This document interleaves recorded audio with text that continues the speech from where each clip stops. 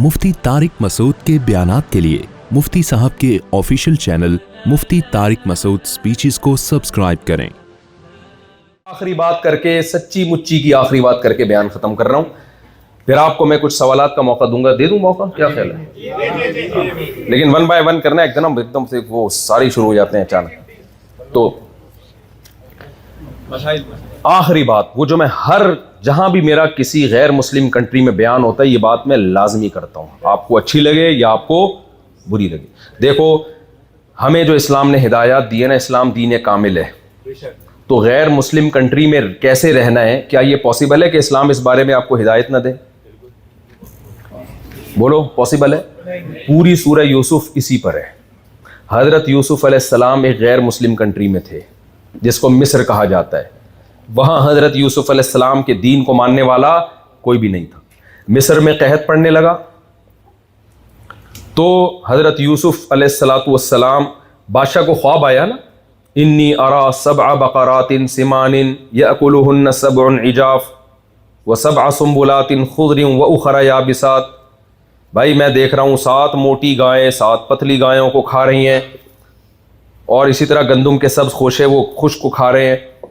बादशाह सुबह उठा, उसने बोला भाई ये लगता है कोई ताबीर वाला ख्वाब है। हर ख्वाब ताबीर वाला, क्योंकि बहुत से लोग ख्वाब में 4 शादियां देख के उठ के मुझे तंग कर रहे होते हैं। मैं कहता भाई सो जा यार, तेरा दिमाग खराब हो गया है। तो हर ख्वाब की ताबीर, ख्वाबों में बहुत कुछ होता है।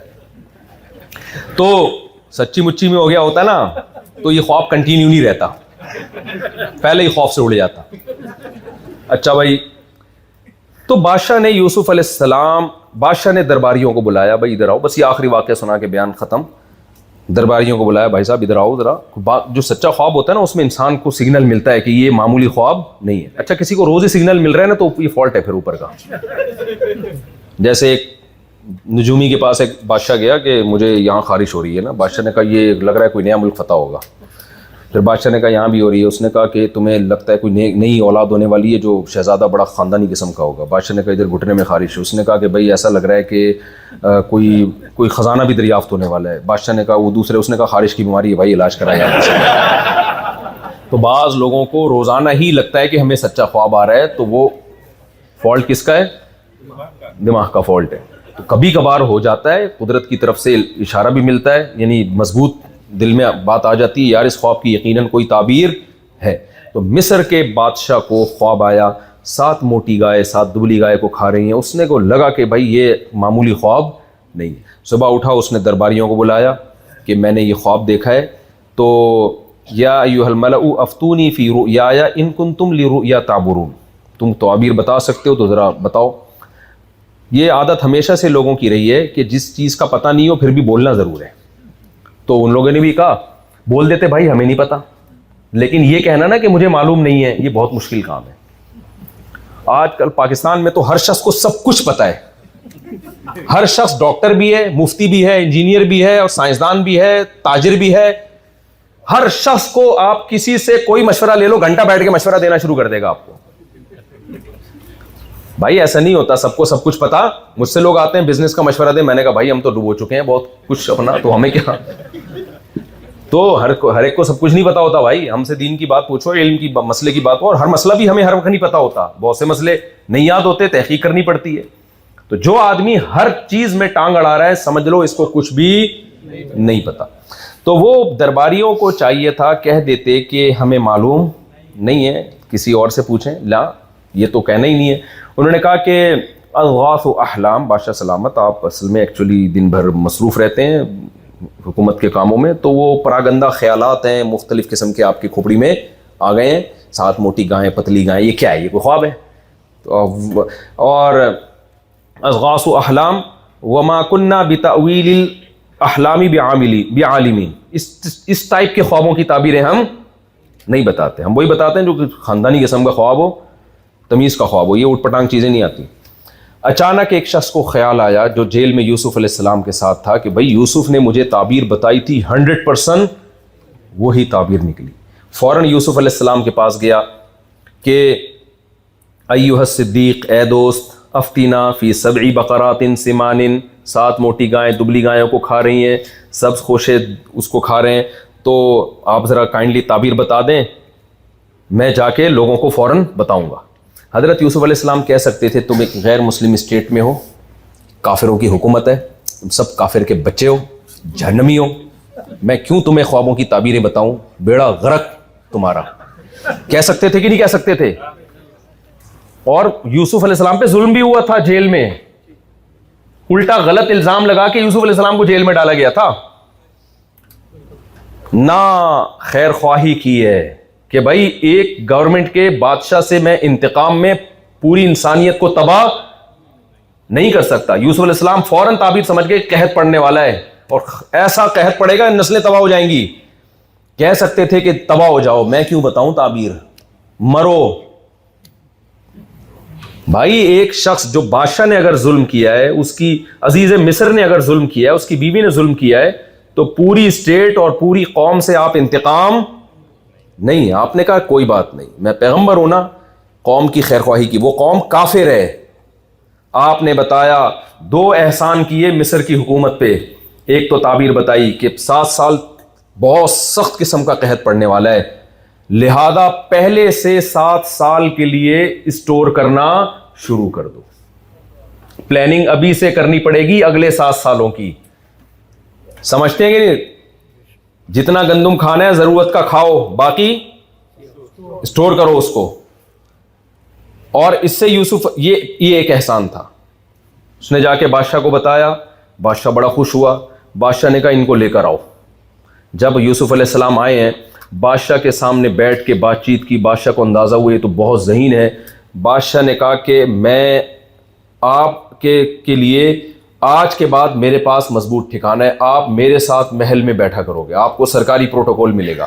یوسف علیہ السلام کہہ سکتے تھے بس ٹھیک ہے بھائی, میرا مقصد کیا ہو گیا حاصل, جیل سے بھی نکل گئے, سرکاری پروٹوکول بھی ہو, تو تم کم وقت کافر کے بچے ہی نا. ہمارا ایٹیٹیوڈ کوئی اسی ٹائپ کا ہے, ہو تو کیا کافر کے بچے ہو, ٹھیک ہے نا. وہ تو جیل سے نکلنا تھا اس لیے میں نے بتا دی تعبیر نا. یوسف علیہ السلام نے دیکھا نا بادشاہ بڑی فارم میں آیا ہوا ہے اور بڑی ایک دم متاثر ہے. یوسف علیہ السلام نے فوراً وہ عہدہ مانگ لیا جس سے مصر کو بے پناہ فائدہ ہونے والا تھا. یوسف علیہ السلام کو پتا تھا قحط کے دنوں میں یہ اسٹور تو کر لیں گے جو میں نے بتا دیا ان کو یہ نہیں پتا کہ کتنا اسٹور کرنا ہے, کتنا کھانا ہے. اور پوری دنیا میں جب قحط پڑے گا, مصر کے ارد گرد جتنے کنٹریز ہیں ان میں قحط پڑے گا, وہ سارے مصر کی طرف ہی آئیں گے. تو ان کو کس قیمت پہ یہ خوراک کے ذخیرے بیچنے ہیں تاکہ وہ بھی قحط سے بچیں اور مصر کی گورنمنٹ اکنامکلی اسٹیبل ہو جائے. یہ علم ان کے پاس, اس کے لیے تو اکاؤنٹنگ کا علم چاہیے, اکنامکس کا ماہر ہونا چاہیے نا. تو یوسف علیہ السلام یہ بھی کہہ سکتے تھے کہ آپ مجھے ایسا کریں کہ فلانی وزارت مجھے دے دیں. ہمارے سیاستدان ایسی وزارت چاہتے ہیں جس میں نوٹ چھاپنے کا موقع ملے. کیا خیال ہے بھائی؟ اب اگر مصر اکنامکلی ترقی کر رہا ہوتا نا تو وہ کہتے مجھے وزیر خزانہ بنا دو, تو انگلی اٹھ سکتی تھی, بھائی اتنا اسٹیبل ملک ہے, اس میں تو وزیر خزانہ بننے میں کیا ہے فائدہ. قحط میں مصر ہلاک ہونے والا تھا, ایسے موقع پہ وزارت خزانہ کا عہدہ مانگنا, اس میں کوئی لالچ, بولتے کیوں نہیں ہو سکتی. کیا خیال ہے بھائی؟ اس میں تو کوئی لالچ ہی نہیں ہو سکتی. اس میں سوائے اس کے کہ مصر کو تباہی سے بچانا, اس کے علاوہ کوئی اور نیت نہیں ہو سکتی. یوسف علیہ السلام نے جب دیکھا بادشاہ سلامت فارم میں آئے ہوئے ہیں اور کہہ رہے ہیں کہ عہدہ, تو یوسف علیہ السلام نے کہا اجعلنی علی خزائن الارض, آپ مجھے وزیر خزانہ بنا دو. انی حفیظ علیم, کیونکہ وزیر خزانہ میں 2 کوالٹی کا ہونا ضروری ہے. ایک وہ خزانوں کی حفاظت کرے, خود نہ کھائے, یہ کوالٹی میرے اندر, ضرورت کے وقت اپنی تعریف کرنا بھی جائز ہے. تبھی رشتہ جب لینے کے لیے جاتے ہیں تو کتنی تعریفیں کر رہے ہوتے ہیں نا, وہ ضرورت ہے. وہاں جا کے انہیں بولو خاکسار, مسکین, غریب خانہ نہیں ملے گا. وہاں تو بولنا پڑتا ہے بنگلہ ہے بھائی, کوئی غریب خانہ نہیں ہے, اچھا کھاتے ہیں, اچھا پہنتے ہیں, خاکسار واکسار نہیں ہے, بڑے اللہ کا شکر ہے, اللہ کا دیا بہت ہے, سر اٹھا کے جی. یہ تواضع بزرگوں کے سامنے کیا کرو, خاکسار, غریب, مسکین. رشتے والوں کے سامنے ایسی تواضع کرو گے تو بولیں گے پھر کسی خاکسار سے جا کے شادی کرو آپ. وہ میں نے بتایا تھا نا لطیفہ, بہت دفعہ سنا چکا ہوں میں. ایک آدمی نے اپنی گرل فرینڈ سے کہا میرے پاس وسیم کی طرح گھر تو نہیں ہے تو میں دل میں بٹھا سکتا ہوں, وسیم کی طرح گاڑی تو نہیں ہے پلکوں پہ گھما سکتا ہوں, کیا چاہیے؟ اس نے کہا وسیم کا نمبر دے بھائی, یہ چاہیے. صحیح ہے نا. اچھا بھائی, اب وسیم کا نمبر مل جائے گا. اچھا, تو یوسف علیہ الصلوۃ والسلام نے کیا کیا ہے؟ کہا کہ انی حفیظ, میں حفاظت کروں گا, خیانت نہیں. کیونکہ وزیر خزانہ کسی کو بنا دیا جائے نا, اس پہ 4 آدمیوں کو مزید وزیر بنانا پڑتا ہے کہ یہی نہ کھا جائے. کیا خیال ہے بھائی؟ سب سے زیادہ تو اس سے خطرہ ہوتا ہے. کہا میں حفاظت کروں گا. نمبر 2, علیم. صرف اخلاص کافی نہیں ہے. جب تک آپ کے پاس کسی علم کی نالج نہیں ہوتی, اب کسی نیک فقہا نے مسئلہ بیان کیا کہ فوجی کمانڈر جہاد میں اس شخص کو بنایا جائے گا جو ایکسپرٹ ہوگا. فرمایا اگر آپ کے پاس آپشن ہے نا, ایک نیک ہے ایکسپرٹ نہیں ہے, اور ایک نیک نہیں ہے لیکن ایکسپرٹ ہے, تو ایکسپرٹ کو نیک پر ترجیح دی جائے گی, کیونکہ اس کی نیکی کا کرنا ہے کیا جب اس کو آتا ہی نہیں ہے لڑنا. اب آرمی چیف آپ نے بنا دیا, 4 مہینے لگے ہوئے بزرگ کو لے جا کے کہ یار یہ نیک ہیں, تو وہ تو بھائی وہ نیک ہے تو ہے, کریں گے کیا ہو. تو نیک کے بجائے کیا دیکھا جائے گا بھائی, وہ اس فیلڈ میں ماہر بھی ہے. ہر چیز میں شریعت میں یہی ہے, علاج ڈاکٹر سے کرایا جائے گا. آج اوٹ پٹانگ کام بہت ہو رہے ہیں, ابھی میں کیا اس پہ تقریر کروں, بیان پہ بہت لمبا ہو جائے گا. جو جس کا کام نہیں ہے اس سے وہ کام کروایا جا رہا ہے جا کے. خیر, وہ میں ایک لطیفہ سناتا ہوں لیکن نہیں سناؤں گا ابھی, وہ غلط لطیفہ ہے. وہ کہتے ہیں وزیر تعلیم سے کسی نے, نہیں غلط لطیفہ ہے, چلانے دیں, پہلے بتا دیا نا غلط ہے اس لیے تھی. کہتے ہیں نا وزیر تعلیم سے کسی نے ریٹائرمنٹ کے بعد انٹرویو لیا کہ آپ تعلیم کے بارے میں, اس کو کہہ رہے یار مجھے کیا پتا تعلیم کا یار. انہوں نے کہا آپ وزیر تعلیم تھے, آپ کو نہیں پتا. کہہ رہے تھے اس وقت نہیں پتا تھا, اب تو ویسے ہی ریٹائر ہو گئے.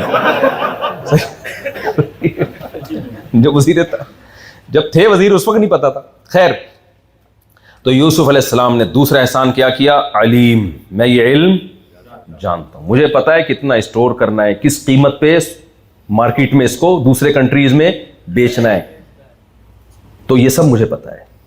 یہ احسان کس پر تھا یوسف علیہ السلام کا؟ ان لوگوں پر جو جن کو ہم کیا کہتے ہیں, کافر کے بچے.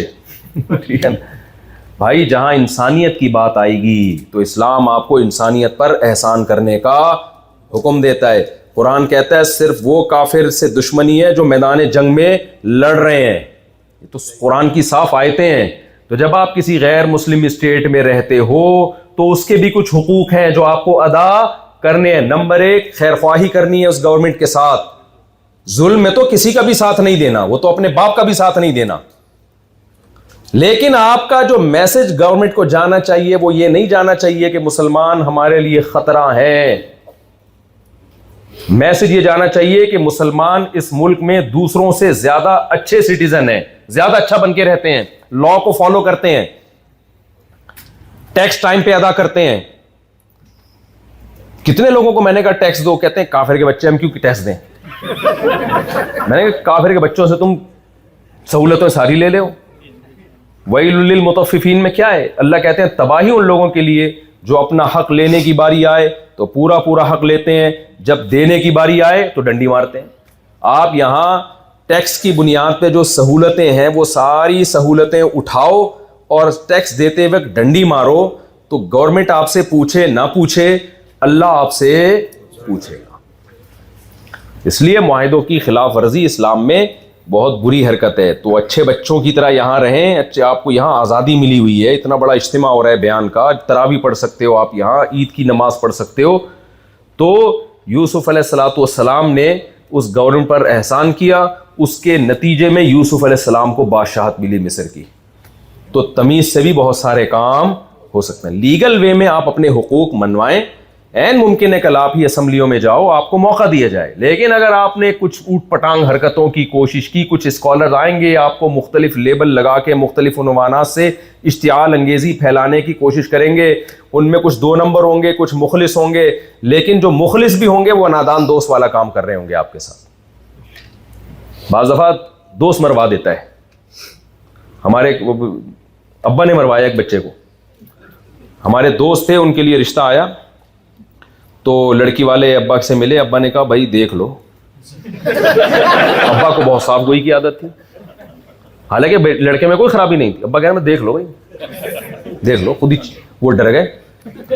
تو میں نے پھر بات کی, میں نے کہا اچھا آپ کے بچے میں کوئی خرابی نہیں ہے, بس میں کلیئر بات کرنے والا آدمی ہوں بھائی, خود ہی پرکھو. میں نے کہا یہ تو اگلا ڈر گیا. تو ابا نادان دوست نکلے کہ نہیں نکلے بھائی؟ تو نادان دوست ہوئے نا. تو تو آپ بعض دفعہ دوست نہ، کچھ اسکالرز ہوتے ہیں مخلص ہوتے ہیں لیکن بصیرت نہیں ہے، علم میں کمال نہیں ہے، رسوخ نہیں ہے، کچھ ایسی باتیں کر کے چلے جاتے ہیں کہ آپ کا فیوچر یہاں پہ تاریک ہو جائے گا. سمجھتے ہو گے نہیں سمجھتے؟ تو جو باتیں میں نے کہیں اللہ ہم سب کو اس میں جو کوتاہیاں ہوئی اللہ تعالیٰ معاف فرمائے، اور جو حق باتیں ہو گئیں اللہ اس پر ہم سب کو عمل کی توفیق عطا فرمائے. کوئی سوال پوچھنا ہو تو پوچھ سکتے ہیں. جی بیٹا، یہ بچہ بہت دیر سے نحل میں کمپلین کرتے ہیں کہ عربس کے بارے میں کہ وہ لوگ اپنے بیٹیوں کو اکرام دیں کہ ان کا فیس وجہ مسود جی جی جی اس کا چہرہ سارا دن سیاہ رہتا ہے. جی اور وہ سپریس ہو گئی. میں پوچھنا تھا اگر ہم نے ایک بیٹا کو بہت اکرام نہیں کرایا تو کیا وہ اس پہ بھی سزا ملے گی؟ اس میں بھی ہمارا فیس ہاں یہ کہہ رہا ہے کہ قرآن میں اللہ نے فرمایا کہ عرب کے ہاں جب بیٹی پیدا ہوتی ہے تو اس کا چہرہ سارا دن سیاہ رہتا ہے. تو کہہ رہے ہیں اگر ہم بیٹے کے ساتھ بدسلوکی کریں تو کیا ایسے میں بھی ان کا چہرہ سیاہ رہے گا قیامت کے دن؟ ایسا ہی نا؟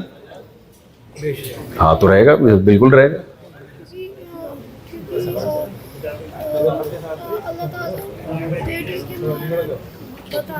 وہ بیٹوں کے ساتھ اس طرح کا ظلم نہیں ہوتا تھا نا بیٹا جو بیٹیوں کے ساتھ، اس لیے اللہ نے کہا، ورنہ اللہ کی نظر میں دونوں کے پہ ظلم حرام ہے. چلیں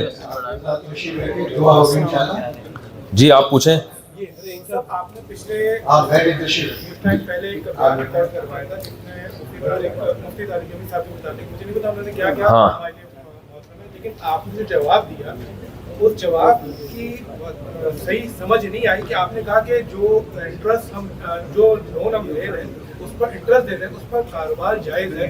وہ بات کیا سمجھانا چاہ رہے تھے؟ دیکھو سودی قرضہ لینا حرام ہے، گناہ کبیرہ ہے، لعنتی عمل ہے، لیکن کسی نے قرضہ لے لیا گناہ تو کر لیا، مگر اس قرضے سے جو چیزیں خریدے گا کاروبار چلائے گا وہ کاروبار حرام نہیں ہوگا. یہ ہے مسئلہ، کیونکہ وہ رقم حرام نہیں ہے، یہ عمل حرام ہے، عمل برا کیا. لیکن کسی نے سود لے کے کوئی کاروبار کیا، یعنی کسی کو قرضہ دیا تھا اور اس پہ انٹرسٹ لیا اس نے، اس انٹرسٹ کی رقم، کیونکہ وہ رقم ہی حرام ہے، اس رقم سے کوئی کاروبار کرے گا تو اس کاروبار کا پروفٹ بھی حرام ہوگا اور سود لینے کا گناہ بھی ہوگا. یعنی سود لینے میں دو گناہ ہے، ایک سود لینے کا گناہ اور ایک حرام کاروبار کا گناہ. اور سود دینے میں ایک گناہ ہے کہ سودی قرضہ کیوں لیا آپ نے، سمجھتے ہیں؟ یہ فرق ہے دونوں میں. جی میرا تعلق یو پی علی گڑھ سے ہے. جی جی جی جی بس اسپیڈ ماریں کیونکہ سے ریلیٹڈ سوال ہے. اگر مشین سے ذبیحہ، نہیں مشین کا ذبیحہ حلال نہیں ہے. بندہ اگر کھڑے ہو کے تکبیر پڑھ رہا ہے ہر بار جب چھری نہیں، نہیں ہوگا. چھری چلاتے ہوئے تکبیر پڑھنا ضروری ہے، بٹن مشین کا کوئی مذہب نہیں ہوتا، سمجھ رہے ہیں؟ ایک سوال ان سے پوچھ رہے تھے. جی پاؤں کا جو مسا ہے وہ کافی ہمارے پاکستان انڈیا سے لڑکے جو آتے ہیں پاکستان میں وہ پاؤں دھوتے پاتے ہیں. اگر میں سوال اسکپ کر دوں، مجھے پتا ہے آپ کیا پوچھ رہے ہیں نا، مجھے تو سنتا رہتا ہوں. دیکھو یہ جو موزوں کا مسا ہے نا، یہ نبی صلی اللہ علیہ وسلم سے جو مسا ثابت ہے وہ ان موزوں پہ ثابت ہے جو جوتوں کا آلٹرنیٹ ہوتے تھے. تو یہ والے موزے تھے ہی نہیں، جب تھے ہی نہیں تو آپ ان پہ فتویٰ کیسے لگا سکتے ہو؟ جوتوں کا آلٹرنیٹ ہوتے تھے، اس لیے چاروں اماموں نے، امام حنیفہ، امام مالک، امام شافعی، امام احمد، میں کچھ نہ کچھ شرطیں لگائی ہیں تاکہ وہ جوتوں کا آلٹرنیٹ بن سکیں.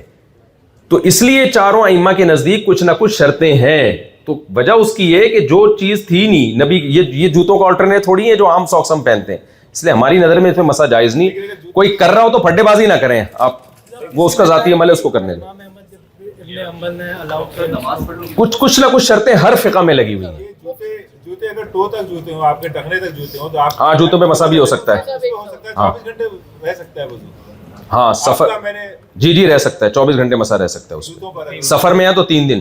ایک سوال ہے. میرا نام محمد عدیل ہے. میں نام نہ بتائیں، بس اسپیڈ سے سوال پوچھیں نا، بہت سارے لوگ ہیں. یہاں ایک اسکالر مجھے ملے تھے, میں نام نہیں لوں گا, انہوں نے ایسا بولا کہ اگر ہم ٹیکس بھر دیتے ہیں تو پھر ہمیں زکوٰۃ دینا نہیں, بالکل نہیں, زکوٰۃ الگ چیز ہے, وہ دینی پڑے گی ٹیکس کے ذریعے. سوال جلدی, میں جہاں اشارہ کروں صرف اسی کو اجازت ہے, تاکہ پھڈا نہ ہو نا, ورنہ تو ادھر سے جہاں انگلی اٹھیا ہوں بس ادھر جائے.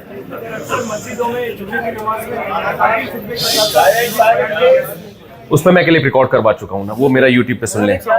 جی جس طرح سود کے اوپر بات ہو رہی ہے کہ اگر ہم کہتے ہیں کہ آپ ڈاؤن پیمنٹ کے طور پر آپ کے کانٹریکٹ پر ہم 0% انٹرسٹ لکھ دیں گے, لیکن انیشلی آپ سارا جو ہے نا وہ پیمنٹ جتنی بھی سود, اگر وہ 5 سال کی آپ نے فائنینسنگ گاڑی کی کرائی ہوئی ہے تو وہ کہتے ہیں کہ انیشلی آپ سارا دیتے ہیں, آپ کانٹریکٹ پہ 0%, تو یہ وہ سب ڈاؤن پیمنٹ کی مد میں آ جائے گا. تو کیا یہ جائز ہے, یہ بھی وہ سود کی اس میں نہیں, جو قسطوں میں, مہینے, ہاں تو اسی وقت اگر طے ہو جائے نا, قسطوں پہ چیز ہمیشہ مہنگی ہوتی ہے, یہ سود نہیں ہے, لیکن اسی وقت طے کر دیا جائے کہ یہ پیمنٹ پہ میں لوں گا, اور پھر کس لیٹ ہونے کی صورت میں اضافی نہیں ہو, 7 سال کے اوپر بس 7 سال ہو 10 سال ہو کوئی فرق نہیں پڑتا اس سے. ارشاد, ریئل اسٹیٹ ایجنٹ کا جو کام ہوتا ہے کیا وہ حلال ہے یا نہیں حلال؟ حلال ہے, ریئل اسٹیٹ کمیشن ایجنٹ ہے, پلاٹ فائلیں ادھر ادھر کرنے کا کمیشن لیتے ہیں. مورگیج وغیرہ جائز نہیں بھائی, ریفر کرتا ہے, نہیں, سودی قرضہ لینے میں تعاون کرنا بھی جائز نہیں ہے. ریئل اسٹیٹ ایجنٹ کا کام دیکھیں, ریئل اسٹیٹ ایجنٹ اگر یہ کرتا ہے نا کہ آپ نے بینک سے لون لیا, ریئل اسٹیٹ ایجنٹ وہ بینک سے جا کے لے لیتا ہے, اپنے پیسے بینک سے لیتا ہے, لیکن درخواستیں ساری آپ کی دی ہوئی ہیں, تو اس میں جو اسٹیٹ ایجنٹ ہے اس کو گناہ نہیں ملے گا. چیز پہ لیتے ہیں وہ ریئل اسٹیٹ آپ سے پیسے لے لیتا ہے, ہاں, لیکن وہ ارینج کر دیتا ہے مورگیج بھی اور سب کچھ. نہیں, وہ ارینج نہیں کر سکتا, شرن صحیح ٹھیک نہیں ہے یہ. جلدی پوچھیں بھائی, جلدی ہاتھ. غیر مسلم دوست کا انتقال ہو گیا, مغفرت کی دعا کر سکتے ہیں؟ نہیں, مغفرت کی دعا نہیں کر سکتے, بس تعزیت کر سکتے ہیں, بھائی بہت افسوس ہوا کہ انتقال ہو گیا, نہ ہوتا تو اچھا تھا. ہاں بالکل کیا جائے گا, جو ہیں جو مذہب پر ہیں وہ اہل کتاب ہیں, ان میں جو ایتھیسٹ ہو گئے ہیں وہ تھوڑی ہیں. چلو بھائی, ٹاٹا, السلام علیکم.